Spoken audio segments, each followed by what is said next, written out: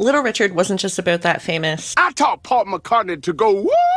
He really was an unstoppable force that brought rock and roll to life in the 1950s. He combined the fervor of gospel church services with a stage persona so wild that it scandalized polite society. He electrified music forever. Richard grew up in a deeply religious family in Macon, Georgia. He sang in church, absorbing the raw intensity of gospel music. Then he infused it with those pounding piano riffs and boundary-pushing showmanship, like heavy makeup, glittery outfits, and acrobatic stage moves. This, of course, really clashed with the conservative expectation of the time, but it also broke barriers for black artists in the mainstream. Tutti Frutti, Long Tall Sally had really driving rhythms and kind of outrageous lyrics that made young people go crazy and made their parents terrified. The Beatles idolized him. Paul McCartney literally used to practice screaming like Little Richard. In the 80s, of course, Prince took the blueprint